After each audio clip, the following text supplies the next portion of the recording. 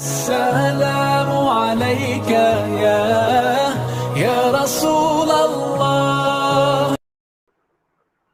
علیکم ورحمۃ اللہ تعالی وبرکاتہ۔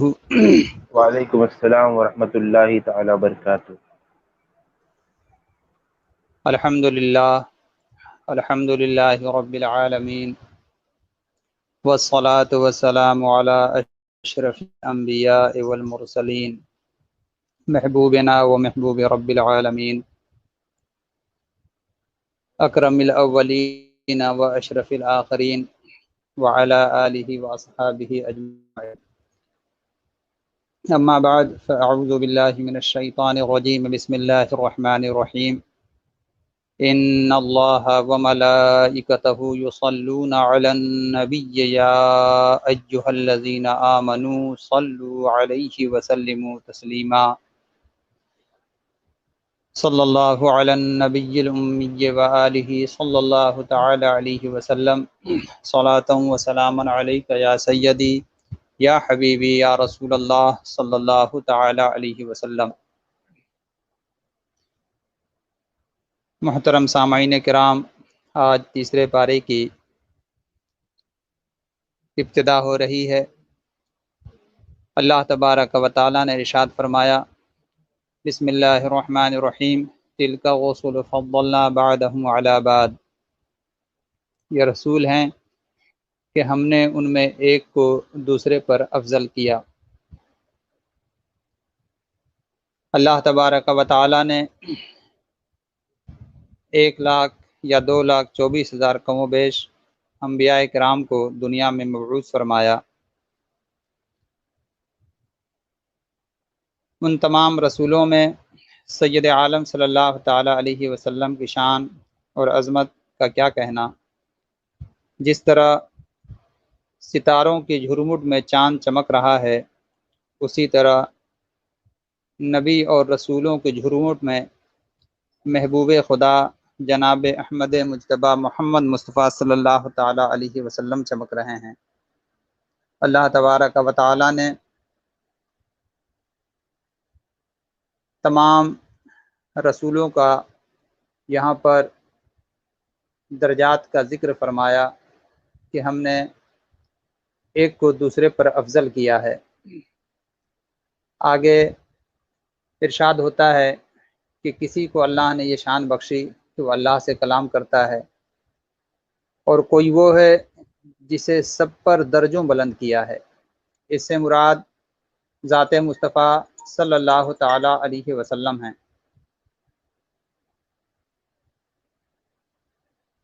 اور حضرت عیسیٰ علیہ الصلاۃ والتسلیم کا بھی اللہ نے ذکر فرمایا کہ ہم نے ان کو کھلی نشانیاں عطا فرمائیں اور پاکیزہ روح سے آپ کی مدد فرمائی۔ تو تیسرے پارے کی شروع میں اس امر کا بیان ہے کہ اللہ تعالیٰ کے تمام نبی اور رسول معزز و مکرم ہیں اور ان کی بڑی شان ہے۔ اللہ نے رسولوں میں ایک کے لیے دوسرے کے مقابلے میں فضیلت اور درجے کی بلندی رکھی، لیکن درجات کا یہ فرق کسی نبی یا رسول کی کمی یا کوتاہی کا غماز نہیں، بلکہ ان کے منصب اور ذمہ داری میں فرق اور اہمیت کے پیش نظر ہے۔ جیسے بعض انبیاء کو دوسرے انبیاء پر فضیلت حاصل ہے، اسی طرح ان کی امتوں کو بھی ایک دوسرے پر فضیلت حاصل ہے، کیونکہ بہت ساری خصوصیات اور امتیازات کی بنیاد پر ہمارے آقا صلی اللہ علیہ وسلم کو تمام انبیاء پر فضیلت حاصل ہے، اسی طرح آپ کی امت کو بھی دوسرے تمام امتوں پر فضیلت حاصل ہے۔ رسولوں کے آنے کے بعد اگر اللہ چاہتا تو زبردستی تمام انسانوں کو ایمان لانے پر مجبور کر دیتا، اس کے برعکس اس نے انسانوں کو اختیار عطا کیا۔ کچھ لوگ ایمان لے آئے اور کچھ نے کفر کیا، پھر ان کے درمیان باہم تصادم ہوتا رہا۔ انسان کو ملنے والے اختیار ہی کی بنیاد پر بروز قیامت ان سے باز پرس ہوگی۔ پھر آگے فرمایا کہ دنیا میں ہی صدقات و خیرات کر کے اپنی عاقبت سنوار لیں،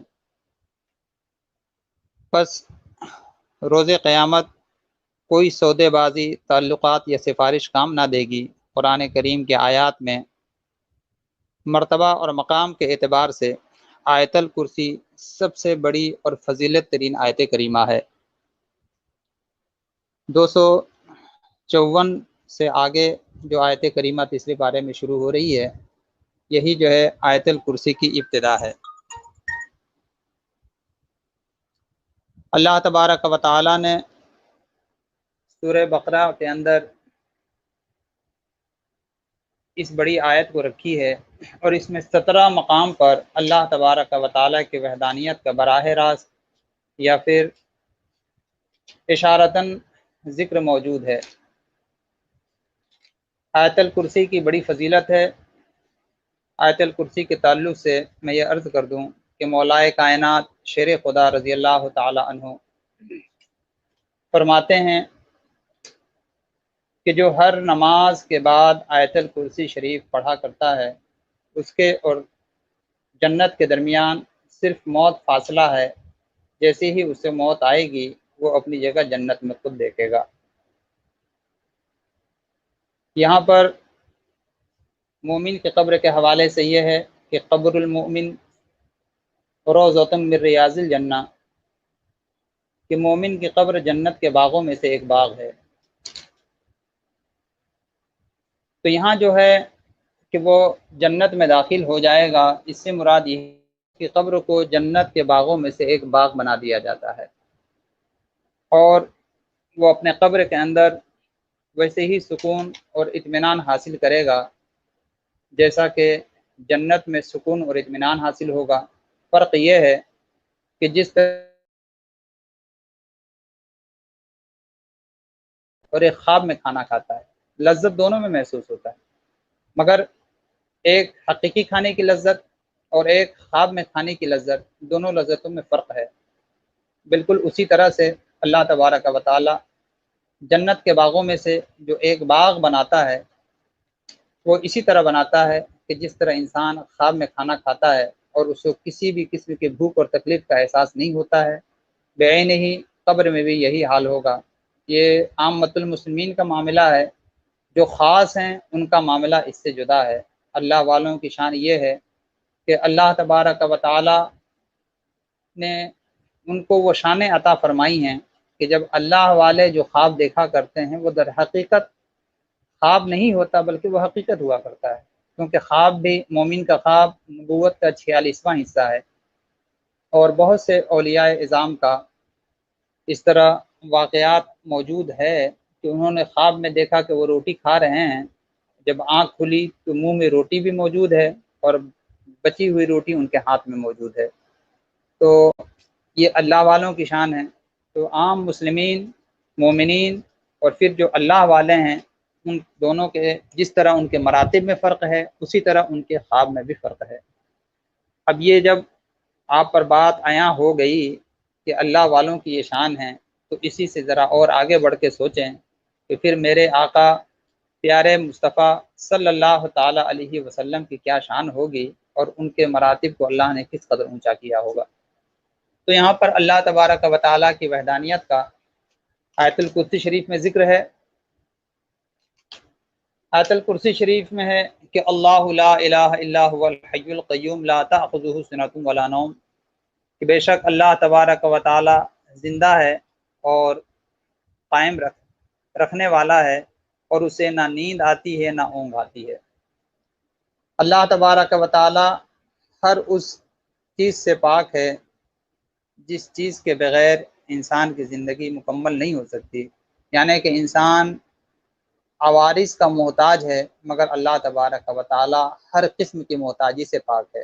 ایک دفعہ حضرت موسیٰ علیہ الصلوۃ والتسلیم نے فرشتوں سے پوچھا کہ کیا رب کو نیند اور اونگ آ سکتی ہے؟ حکم الہی پہنچا کہ تم اپنے دونوں ہاتھوں میں بھری ہوئی کچی شیشیاں لے لو۔ آپ نے اس پر عمل کیا، کچھ دیر کے بعد نیند کا جھونکا آیا تو ہاتھ سے شیشیاں گر کر ٹوٹ گئیں۔ وحی الہی آئی کہ اے موسیٰ، جب تم نیند میں 2 شیشیاں نہ سنبھال سکے، اگر مجھے نیند آتی تو میں زمین اور آسمان کو کیسے سنبھالتا۔ تو یہ اس بات کا خیال رہے کہ یہ نہیں کہ انبیاء اعظام کے تعلق سے اس طرح کی باتیں کچھ آتی ہیں تو ان کے دل کے اندر اطمینان نہیں ہوتا، ایسا نہیں، بلکہ اولیاء اعظام پیدائشی عارف باللہ ہوتے ہیں۔ ان کا ہر عمل بندوں کی تعلیم کے لیے ہوتا ہے، اور نبی کے اسی عمل سے امتی کو تعلیم حاصل ہوتی ہے، اور جیسا جیسا اللہ کے نبی پر امتی کا یقین بڑھتا ہے اسی طرح اس کے ایمان کا یقین بھی بڑھتا چلا جاتا ہے۔ تو یہ بات یاد رہے کہ اللہ تبارک و تعالی بہت ہی شان کا مالک ہے، اور ہر قسم کے عیوب نقائص سے اللہ تبارک و تعالی کی ذات پاک اور صاف اور ستھری ہے۔ یہاں پر آیت نمبر 255 کے بعد آپ جو ہے آیت نمبر 256 کے آگے جب بڑھیں گے تو اللہ تبارک و تعالی، پہلے تو آیت الکرسی کے تعلق سے میں جو عرض کرنا چاہتا تھا کہ آیت الکرسی کی بڑی فضیلت ہے اور بڑی ہی شان ہے، تو مولا کائنات نے فرمایا کہ آیت الکرسی جو ہر فرض نماز کے بعد پڑھتا ہے تو اس کے اور جنت کے درمیان صرف موت کا فاصلہ رہ جاتا ہے۔ جو کوئی سوتے وقت بستر پر لیٹ کر آیت الکرسی شریف پڑھ لے گا تو اس کا اور اس کے پڑوسیوں کا گھر چوری، ڈکیتی اور آگ لگ جانے غرض ساری اچانک مصیبتوں سے انشاءاللہ صبح تک محفوظ رہے گا۔ جس گھر میں آیت الکرسی پڑھی جائے اس گھر سے شیطان 1 ماہ تک اور جادوگر 40 دن تک دور رہتے ہیں۔ اللہ اکبر۔ ایک بار حضرت ابی بن کعب رضی اللہ تعالیٰ عنہ نے ایک جن کو پکڑ لیا اور اس سے پوچھا کہ انسان تم سے کیوں کر بچیں؟ اس نے عرض کیا کہ صبح اور شام آیت الکرسی پڑھ لیا کریں۔ صبح کو یہ واقعہ سید عالم صلی اللہ علیہ وسلم کی خدمت میں پیش کیا گیا تو رحمت عالم نے ارشاد فرمایا کہ اس خبیث نے سچ کہا ہے، جو کوئی صبح و شام اپنے بچوں پر آیت الکرسی پڑھ کر دم کر دے وہ شیطان، جادو اور نظر بد سے محفوظ رہے گا۔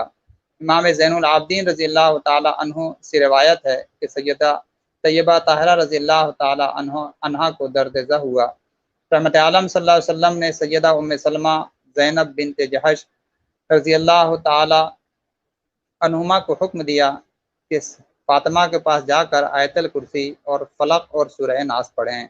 اس سے معلوم ہوا کہ آیت الکرسی شریف درد زہ میں بھی مفید ہے۔ ایک صحابی نے حضور صلی اللہ علیہ وسلم کی بارگاہ میں بے برکتی کی شکایت کی، آقا نے ارشاد فرمایا کہ آیت الکرسی شریف پڑھا کرو۔ جو کوئی سوتے وقت آیت الکرسی شریف پڑھ لے تو رات بھر 2 فرشتے اس کی حفاظت کرتے ہیں۔ جو کوئی سفر کے وقت اپنے گھر میں آیت الکرسی پڑھ کر دم کر کے جائے تو اس کا مال اور اس کے اہل و عیال واپسی تک محفوظ رہیں گے۔ اسی طرح جس سامان پر آیت الکرسی شریف پڑھ کر کے کہیں بھیجا جائے تو وہ سامان بھی محفوظ رہتا ہے اور بحفاظت اپنے مقام تک پہنچ جایا کرتا ہے۔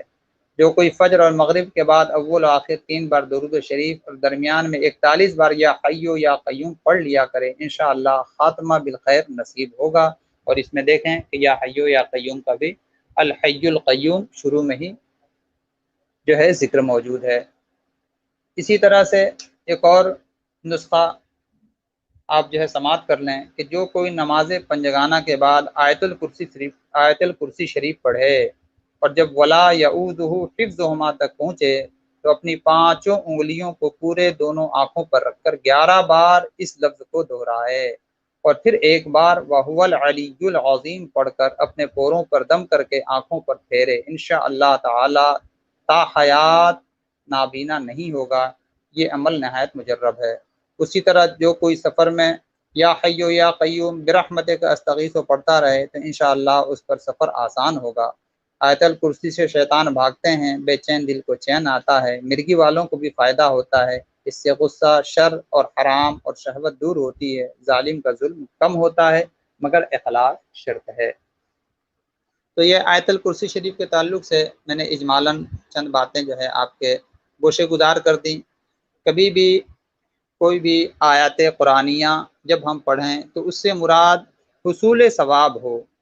جب آپ ثواب کی نیت سے، اللہ کے قرب کی نیت سے پڑھیں گے تو انشاءاللہ تعالی ثواب بھی ملے گا، اور پھر ثواب کے بعد آپ کو اللہ کی بارگاہ سے اس آیت کے پڑھنے سے انعام بھی حاصل ہوگا۔ تو آپ اس پر عمل کریں۔ آئیے ہم آگے بڑھتے ہیں، کیونکہ ہمارے پاس وقت کم ہوتا ہے اس لیے ہم اجمالاً گفتگو کرتے ہیں، ہم تفصیل میں زیادہ گفتگو آپ سے نہیں کر سکتے کیونکہ 45 منٹ میں ہمیں گفتگو سمیٹنی رہتی ہے۔ اس کے علاوہ اللہ تبارک و تعالیٰ نے جو باطل قوتوں سے حضرت سیدنا ابراہیم علیہ الصلاۃ والتسلیم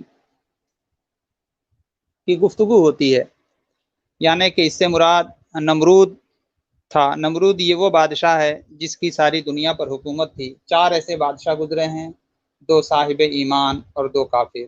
ان میں ایک حضرت سیدنا سلیمان علیہ الصلاۃ والتسلیم جو اللہ کے مقرب نبی ہیں، اور حضرت ذوالقرنین۔ یہ وہ بادشاہ ہیں صاحب ایمان جن کو اللہ نے پوری دنیا پر حکومت عطا فرمائی، اور 2 کافر، ان میں ایک نمرود اور دوسرا شداد۔ شداد وہی ہے جس نے یمن کے جنگلوں میں جنت بنائی تھی، اور نمرود کے تعلق سے آپ جانتے ہیں۔ تو حضرت سیدنا ابراہیم علیہ الصلاۃ والتسلیم نے جب نمرود کے سامنے دین اسلام کو پیش کیا، کیونکہ نمرود کا دعویٰ تھا کہ میں خدا ہوں، تو آپ نے یہ واقعہ آپ کو 256 نمبر آیت کریمہ کے آگے تیسرے پارے میں آپ پڑھیں گے تو 256، 257 اور 258 یہاں تک جو ہے حضرت ابراہیم علیہ الصلاۃ والتسلیم کا یہ واقعہ موجود ہے۔ آپ نے جب نمرود سے یہ کہا کہ اللہ پر ایمان لیا، تو اس نے کہا کہ میں خدا تو میں ہوں، میں کس پر ایمان لیا ہوں؟ تو آپ نے اس ظالم کے سامنے یہ ارشاد فرمایا کہ رب وہ ہے جو یحیی و یمیت، جو جلاتا بھی ہے اور مارتا بھی ہے۔ تو اس نے کہا کہ یہ تو میں بھی کر سکتا ہوں، اور اس نے 2 ایسے لوگوں کو جن پر موت کا فرمان جاری ہو چکا تھا بلا کر کے، ایک کو زندہ چھوڑ دیتا ہے اور ایک کو موت کے گھاٹ اتار دیتا ہے۔ آپ نے اس بدعقل سے زیادہ اس تعلق سے گفتگو نہ کی، کیونکہ وہ بدعقل تھا، حیات و ممات کی جو حقیقت ہے اس کو نہ جانتا اور پہچانتا تھا۔ تو آپ نے پھر ارشاد فرمایا کہ اچھا، ان اللہ یاتی بالشمس، کہ میرا رب وہ ہے جو سورج کو نکالتا ہے من المشرق، مشرق سے، فاتح بہا من المغرب، تو ذرا اسے مغرب سے نکال کر کے دیکھا، فبہت الذی کفر، تو وہ کافر تھا، اڑ گیا، اور اللہ تبارک و تعالی کافروں کو ہدایت نہیں دیتا ہے۔ یہاں پر ایک بات اور واضح کر دوں کہ انبیاء اعظام مستجاب الدعوات ہوتے ہیں، اور ان کی زبان پاک سے جو بھی الفاظ نکلتے ہیں اللہ تبارک و تعالی اسے قبول فرماتا ہے۔ یہی وجہ ہے کہ کل قیامت کے دن اللہ تبارک و تعالی مغرب کی جانب سے سورج کو نکالے گا، وہ قیامت کی نشانی بھی ہوگی، اور حضرت ابراہیم علیہ الصلاۃ والتسلیم کی دعا کی قبولیت کی بھی نشانی ہوگی۔ تو حضرت ابراہیم علیہ الصلاۃ والتسلیم نے جب یہ فلسفہ زندگی اس کے سامنے پیش کیا، اور اللہ کی وحدانیت پر ایمان لانے کا اس کو جو دعوت آپ نے دیا، تو پھر وہ جو کفر کا بہتان لگایا، اور پھر اس طرح جو ہے اس کے حصے میں ایمان نہ آ سکا، اور پھر جو انبیاء اعظام سے ٹکراتا ہے پھر یہ ہوتا ہے کہ اس کی زندگی برباد ہو جایا کرتی ہے، اور یہی نمرود کے ساتھ بھی ہوا۔ پھر نمرود جو 400 سال سے بڑے ہی عیش و عشرت کے ساتھ حکومت کر رہا تھا، اس کے بعد اس کا زوال شروع ہو جاتا ہے، اللہ تبارک و تعالی اس پر عذاب بھیجتا ہے، اور عذاب ایسا ہوتا ہے کہ جب اس کے ملک کے اندر لوگوں کو کھانے اور پینے کی بڑی تکلیفیں ہوتی ہیں، اکال آ جاتا ہے، لوگ اس کے پاس جاتے ہیں اور جا کر کے دانہ پانی اس سے حاصل کرتے ہیں۔ جب وہ دانہ پانی دینا چاہتا ہے، اس سے پہلے یہ کہتا ہے کہ بولو خدا کون ہے، میں تمہیں کھلا رہا ہوں پلا رہا ہوں، خدا میں ہوں۔ حضرت ابراہیم علیہ السلام بھی پہنچتے ہیں، جب آپ نے اس سے جو ہے جب آپ نے اس سے دانہ طلب کیا تو اس نے کہا کہ مجھے خدائی تسلیم کرو۔ آپ نے پھر یہ فلسفہ اس کے سامنے پیش کیا جو میں نے ابھی آپ کے سامنے بیان کیا۔ اس نے آپ کو کھانا پانی نہیں دیا، اور پھر آپ بغیر دانے کے اپنے گھر میں تشریف لے آئے۔ راستے میں آپ نے بوریے کے اندر ریت کے ذرات کو بھر لیا، اور اس طرح وہ بھری ہوئی بوریاں آپ گھر میں لے کر کے آئے، تاکہ دیکھنے والوں کو یہ معلوم ہو کہ ابراہیم علیہ السلام جو گئے تھے وہ کامیاب واپس آئے ہیں۔ اس میں ریت و تعالیٰ کی شان یہ دیکھیے کہ آپ گھر میں جا کر کے ان بوریوں کو رکھ دیتے ہیں، اور اس کے بعد بستر استراحت پر آرام فرماتے ہیں۔ آپ کی اہلیہ حضرت سارہ رضی اللہ تعالی عنہ نے ان بوریوں کو لیا، اور جب ان بوریوں کو کھولا تو اللہ کی قدرت سے اس کے اندر بہترین گندم اور آٹا موجود تھا۔ آپ نے ان کو لے کر کے گوندھا، اور گوندھ کر کے روٹی تیار کیا۔ جب آپ نیند سے بیدار ہوئے تو آپ نے ارشاد فرمایا یہ کہاں سے؟ تو آپ نے وہاں پر عرض یہ کیا کہ آپ ہی تو جا کر کے یہ سب لے کر کے آئے تھے، تو میں نے اس کی روٹی تیار کر لی۔ آپ نے سمجھ لیا کہ یہ اللہ کی جانب سے ہے، اور اللہ تبارک و تعالیٰ کارساز حقیقی ہے۔ یہاں پر یہ بھی ہمیں پتہ چلتا ہے کہ ہم ہر معاملے میں اللہ تبارک و تعالیٰ کی ذات پر یقین رکھیں۔ دنیا والے جو بھی ہیں، جو بھی دنیاوی حاکم ہیں، ان کی یہ حکومت عارضی ہے، اصل جو حکومت ہے میرے رب کی ہے، جو ہمیشہ سے ہے اور ہمیشہ رہے گی، اور اس کی حکومت کو کبھی زوال نہیں ہے۔ تو اس بات پر بھی ہماری توجہ ہونی چاہیے۔ دنیاوی معاملات میں اکثر پھنس کر کے ہم یہ سوچنے پر مجبور ہو جاتے ہیں کہ اگر یہ ہمیں نہیں دے گا تو ہمارا کیا ہوگا۔ ہم اہل ایمان ہیں، تمام نبیوں پر ہمارا ایمان ہے۔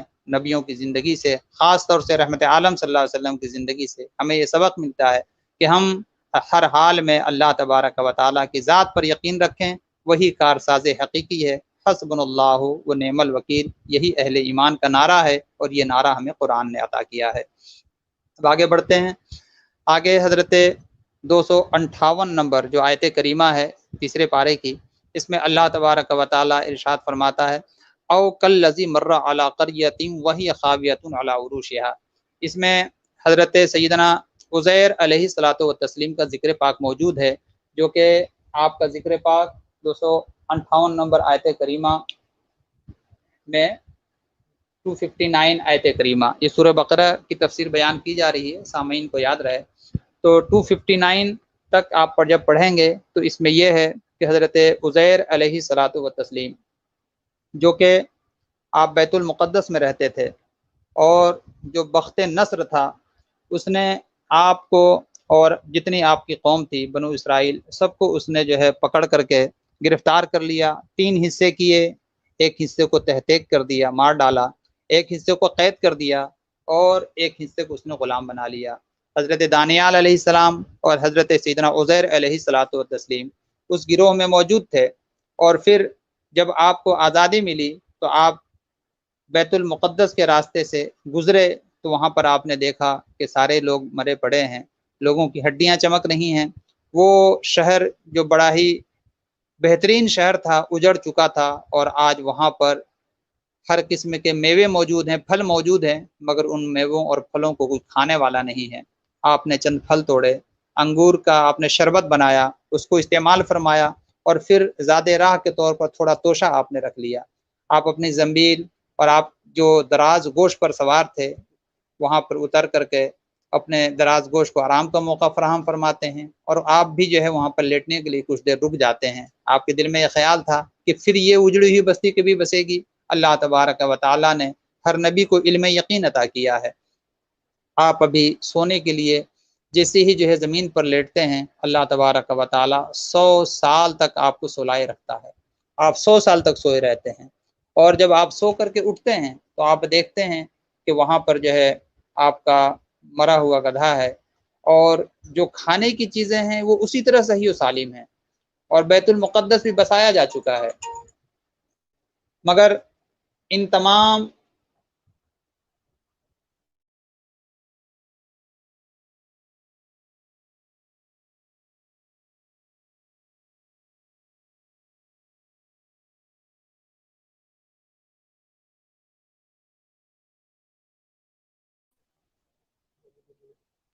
درود پاک پڑھ لیجئے صلی اللہ علیہ وسلم۔ چل رہا ہے نا؟ ہم نے نیٹ بند کر دیا ہے اس کا۔ تو حضرت عزیر علیہ الصلوۃ والتسلیم نے جب یہ دیکھا تو آپ نے اللہ تبارک و تعالیٰ کے اس فرمان کا جواب دیا۔ جب رب نے پوچھا کہ کتنے دن آپ سوئے، تو آپ نے ارشاد فرمایا، آپ نے عرض کیا کہ میں 1 دن سویا یا 2 دن سویا، تو اللہ پاک نے ارشاد فرمایا کہ ہم نے آپ کو 100 سال تک سلایا ہے۔ اللہ اکبر۔ اور آپ دیکھیے آپ کا کھانا بھی نہیں خراب ہوا ہے، اور آپ اپنے گدھے کی جانب دیکھیے جس کا گوشت کو سب کچھ جو ہے ختم ہو چکا ہے، اور اس کی ہڈیاں چمک رہی ہیں۔ اللہ اکبر۔ اللہ کے آپ نے اس نشانی کو دیکھا تو آپ نے اللہ کا شکر ادا کیا، اور پھر اللہ تبارک و تعالیٰ نے آپ کے سامنے ہی آپ کے دراز گوشت کو زندہ فرمایا۔ جب اللہ نے حکم دیا کہ اللہ کے حکم سے کھڑے ہو جاؤ، تو تمام ہڈیاں یکجا ہونے لگیں، اس پر گوشت چڑھا، پوست آیا، اور پھر اس طرح وہ آپ کا دراز گوشت کھڑا ہو گیا، اور پھر آپ اپنے گھر کی جانب روانہ ہوئے۔ جب آپ تلاش بسیار کے بعد اپنے گھر پر پہنچے تو ایک باندی جو آپ کی تھی وہی بچی تھی، باقی کوئی ایسا نہ تھا جو آپ کا جانتا اور پہچانتا ہو۔ لوگوں کے درمیان یہ قصہ مشہور تھا کہ حضرت عزیر علیہ الصلوۃ والتسلیم اچانک غائب ہو چکے ہیں۔ آپ نے اس باندی کو پہچانا تو فرمایا کہ عزیر کا گھر یہی ہے۔ اس باندی نے کہا ہاں یہی عزیر کا گھر ہے، مگر اب کون 100 سال کے بعد عزیر کو پوچھنے والا آ گیا؟ ہمارا عزیر تو نہ جانے کہاں چلا گیا۔ حضرت عزیر علیہ الصلوۃ والتسلیم نے ارشاد فرمایا کہ میں ہی عزیر ہوں۔ تو اس آپ کی باندی نے کہا کہ اگر آپ عزیر ہیں تو میرا عزیر تو جو دعا کرتا تھا اللہ قبول فرما لیتا تھا، آپ دعا کیجئے کہ اللہ مجھے آنکھیں عطا فرما دے، اور پھر اللہ تبارک و تعالی میری کمزوری کو زائل فرما دے۔ آپ نے دعا فرمائی، اللہ نے ان کو آنکھیں عطا فرما دی، ان کی کمزوری زائل ہو گئی، وہ خوشی سے پھولے نہیں سماتی تھیں۔ حضرت عزیر علیہ الصلوۃ والتسلیم کا بڑا احترام کرتی تھیں، انہوں نے خوشی میں چاروں جانب اعلان شروع کر دیا کہ حضرت عزیر آ چکے ہیں، حضرت عزیر آ چکے ہیں۔ لوگوں کی حیرت کی انتہا نہ رہی کہ جو شخص 100 سال پہلے غائب ہو چکا ہو وہ بھلا کیسے آ سکتا تھا۔ وہ قصہ سنا کرتے تھے، لوگوں کی زبانی ان کو یہ باتیں پتہ تھی، مگر حضرت سیدنا عزیر علیہ الصلوۃ والتسلیم کو جب لوگوں نے دیکھا، آپ کے صاحبزادے اور آپ کے پوتے بھی موجود تھے، آپ کے صاحبزادے نے کہا کہ میرے والد محترم کے پشت پر ایک بال نما ابھرا ہوا موجود ہے، ذرا مجھے وہ نشانی دیکھنی ہے۔ آپ نے وہ نشانی دکھائی تو وہ نشانی موجود تھی۔ پھر وہاں پر کسی نے کہا کہ حضرت عزیر تو وہ تھے جن کو توریت منہ زبانی یاد تھا، اور اب کوئی توریت کا نسخہ نہیں ہے، اگر آپ واقعی عزیر ہیں تو ہمیں توریت کا نسخہ لکھوا دیں۔ آپ نے قلم بند فرمایا، اور پھر اس میں ایک ایسا بھی شخص ملا کہ اس نے کہا کہ میرے دادا نے وصیت کی تھی کہ فلاں جگہ پر میرے باپ کی وصیت کے مطابق میں نے توریت کے نسخے کو دفن کیا ہے، اور اس کی تم حفاظت کرنا، اور اپنے آنے والی نسلوں کو بھی اس کی حفاظت کی تم باقاعدہ تلقین کرتے رہنا۔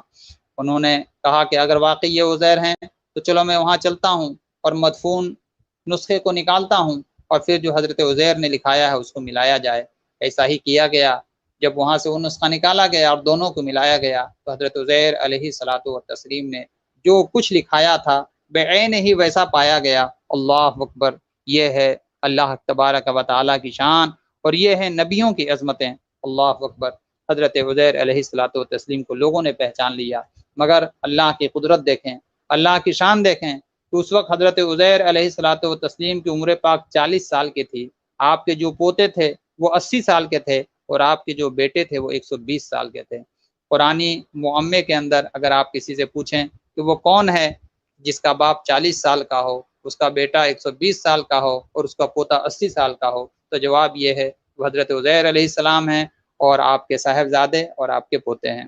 تو قرآن پاک میں اس کا بھی ذکر موجود ہے۔ پھر ہمارے پاس وقت کی قلت، ہم جو ہے اور تیزی میں آگے بڑھتے ہیں کہ پھر اللہ تبارک و تعالیٰ نے آگے جو ہے آیت نمبر 262 تک 259 سے لے کر 259 کو جب آپ پڑھیں گے اور وہاں سے لے کر کے 262 تک سورہ بقرہ تیسرے پارہ کی آیت کریمہ میں اللہ تبارک و تعالیٰ نے حضرت سیدنا ابراہیم علیہ الصلوۃ والتسلیم کا وہ واقعہ نقل فرمایا ہے جس میں حضرت ابراہیم علیہ الصلوۃ والتسلیم نے عرض کیا، مولا تو کیسے زندہ کرتا ہے، تو کیسے لوگوں کو مارتا ہے، مجھے دکھا دے۔ حضرت سیدنا ابراہیم علیہ الصلوۃ والتسلیم کو اللہ تبارک و تعالیٰ نے ارشاد فرمایا کہ اے ابراہیم 4 پرندوں کو لے لو اور پھر ان کی پرورش کرو، اور جب تمہارے وہ خوب قریب آ جائیں تو پھر ان 4 کو ذبح کرو، ان کے گوشت ان کے جسم کا قیمہ کر دو، اور پھر تم دیکھو 4 کے قیموں کو الگ الگ پہاڑیوں پر جا کر کے رکھ دو، گردن اپنے پاس رکھ لو، اور پھر اللہ تبارک و تعالیٰ کے حکم سے انہیں آواز دو۔ آپ نے جب اللہ تبارک و تعالیٰ کے حکم کے مطابق یہی عمل کیا اور ان کے گوشتوں کو پہاڑیوں پر بکھیر دیا، اور پھر ان کے جو سر تھے اپنے پاس محفوظ رکھے، اور جب جانے کے بعد ایک جگہ کھڑے ہو کر کے آپ نے آواز دیا تو وہ پرندے جن کے گوشت مختلف جگہوں پر بکھرے ہوئے تھے، ان کے پر مختلف جگہوں پر تھے، کہیں سے پر اڑتا تھا، کہیں سے گوشت ہوا میں اڑتے تھے، پھر وہ ایک جانب اکٹھے ہوتے تھے، اور وہ سب اڑ کر کے حضرت سیدنا ابراہیم علیہ الصلوۃ والتسلیم کے پاس آتے تھے، اور پھر ان اجزاء کو مل کر کے وہ گردن ان کی جڑ جاتی تھی، اور پھر وہ جو ہے ہوا میں پرواز کر جایا کرتے تھے۔ اللہ تبارک و تعالیٰ نے اس طرح حضرت سیدنا ابراہیم علیہ الصلوۃ والتسلیم کو اپنی قدرت کا مشاہدہ کروایا۔ اس سے یہ بات بھی واضح ہو گئی کہ یہاں پر دیکھیں کہ حضرت ابراہیم علیہ الصلوۃ والتسلیم نے جب پرندوں کو پکارا تھا تو پرندوں کے جسم کے اندر جان تھی، اللہ اکبر، ان کے جسم میں جان نہیں تھی۔ میں ان لوگوں کو دعوت فکر دینا چاہتا ہوں جو آج سید عالم صلی اللہ تعالی علیہ وسلم کو ان سے محبت کرنے والا ان کا امتی ہندوستان، پاکستان یا دنیا کے کسی اور گوشے سے یا نبی سلام علیکہ کہتا ہے، تو آج مردودوں کی جماعت یہ کہتی ہے کہ نبی کونین صلی اللہ علیہ وسلم کو دور سے پکارنا یہ سراسر شرک ہے، دور سے تو اللہ ہی کو پکارا جا سکتا ہے۔ پہلی بات تو یہ ہے کہ میں ان سے یہ کہنا چاہتا ہوں کہ دور سے تم اللہ کو کیسے پکارتے ہو؟ اللہ تبارک و تعالیٰ کو آواز دینا گویا کہ یہ ہے، ندا دینا گویا کہ یہ ہے کہ تم اللہ تبارک و تعالیٰ کو معاذ اللہ دور سمجھتے ہو۔ تم یا اللہ جو کہتے ہو کہ کیا اللہ ہم سے دور ہے؟ وہ تو ارشاد فرماتا ہے نحن اقرب من حبل الورید، ہم تو تمہارے جانوں سے بھی زیادہ قریب ہیں۔ بتائیں جب اللہ ہمارے قریب ہے تو اس کو پکارنا کیا معنی رکھتا ہے؟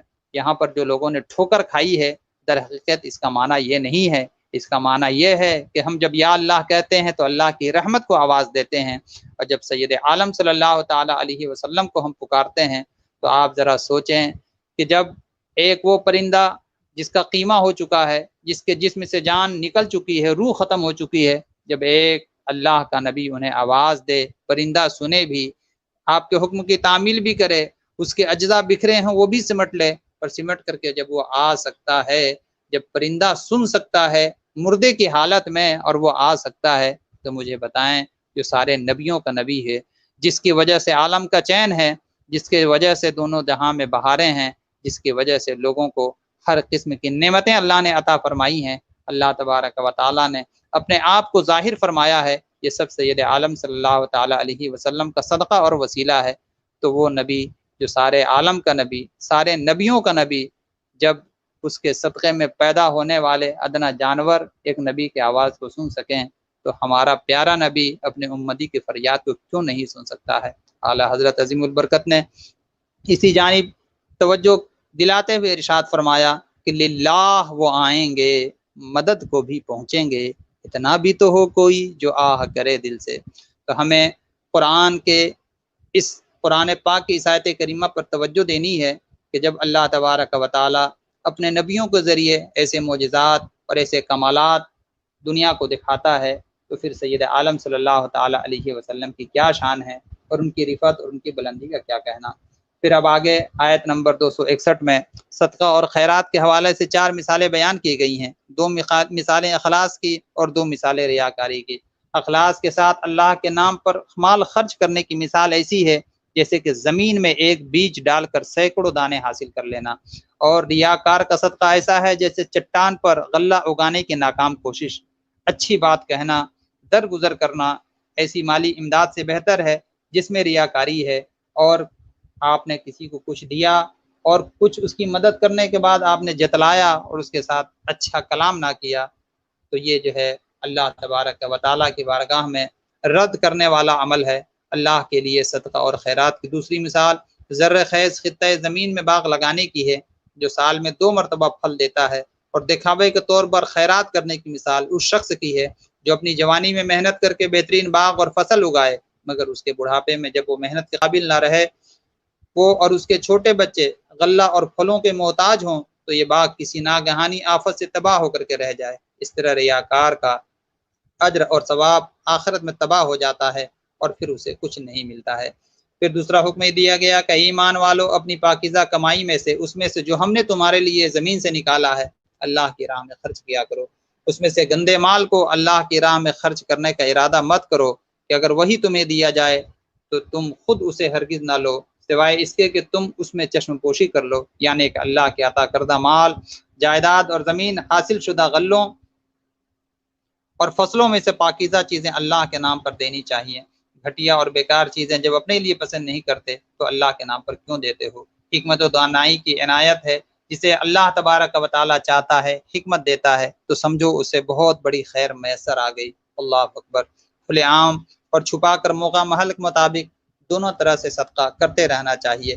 بلکہ صدقے کے حوالے سے میں آج جو لوگوں کی روش دیکھ رہا ہوں، سید عالم صلی اللہ تعالیٰ علیہ وسلم کی حدیث مبارکہ کے حوالے سے میں ایک بات کہہ کے گزر جانا چاہتا ہوں کہ وہ لوگ جو لوگوں کو کچھ دیتے ہیں، ان کی مدد کرتے ہیں اور پھر ان پر احسان جتلاتے ہیں، آقا علیہ الصلوۃ والتسلیم کے فرمان کی روشنی میں یہ ہے کہ اس کی مثال ایسی ہے جیسے کتے کو کچھ کھلایا گیا، پھر کتے نے الٹی کر دیا اور الٹی کرنے کے بعد پھر الٹی کی ہوئی چیز کو کتا چاٹنے لگتا ہے۔ ایسے ہی اس شخص کی مثال ہے جو لوگوں کی مدد کرتا ہے اور مدد کرنے کے بعد لوگوں میں اس کا شہرہ کرتا ہے اور اس پر احسان جتلانے کی کوشش کرتا ہے۔ موجودہ دور میں یہی اعمال اور یہی طریقہ ہمارے اندر دیکھنے کو ملتی ہے۔ اللہ تبارک و تعالی خلوص کے ساتھ لوگوں کی مدد کی ہمیں توفیق عطا فرمائے۔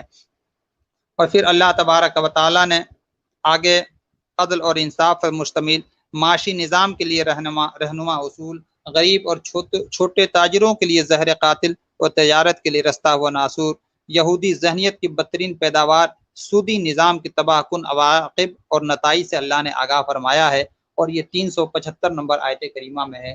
یاد رکھیں، حرام کمال اللہ تبارک و تعالیٰ کی بارگاہ میں ہرگز قابل قبول نہیں ہے۔ پھر چاہے کہ اس پر سودی نظام قائم کیا جائے اور سود کا لین دین جاری کیا جائے۔ سود کے تعلق سے اتنا ہی میں کہہ کے گزر جاؤں کہ یہ سود اللہ کی بارگاہ میں کس قدر نامقبول ہے۔ سید عالم صلی اللہ علیہ وسلم ارشاد فرماتے ہیں کہ سود کے 70 درجے ہیں، اور اس کا جو سب سے ادنا درجہ ہے وہ یہ ہے کہ کوئی شخص اپنی ماں کے ساتھ زنا کرے۔ آپ ذرا سوچیں کہ سود کس قدر اللہ اور اس کے رسول کی بارگاہ میں لائق عتاب ہے۔ اس لیے اپنے آپ کو عتاب سے بچائیں اور ہرگز جو ہے سود کی جانب توجہ نہ کریں۔ اللہ تبارک و تعالیٰ نے یہاں پر ارشاد فرمایا کہ اللہ تبارک و تعالیٰ سود کو مٹاتا ہے اور اللہ پاک صدقات کو بڑھاتا ہے۔ اس لیے اپنے مال کو جب بڑھانا اگر چاہتے ہو تو صدقات کا راستہ اختیار کرو۔ میرے آقا علیہ الصلوۃ والتسلیم نے وہ لوگ جو صدقہ کرنے میں ڈرتے ہیں، پسو پیش کرتے ہیں، ان کے تعلق سے ہی غالباً میرے آقا نے ارشاد فرمایا تھا کہ میں محمد اس بات پر قسم کھاتا ہوں کہ جو کوئی اللہ کی رضا کے خاطر صدقہ دیا کرتا ہے تو اللہ تبارک و تعالیٰ اس کے مال کو گھٹاتا نہیں ہے بلکہ اس کے مال کو بڑھایا کرتا ہے۔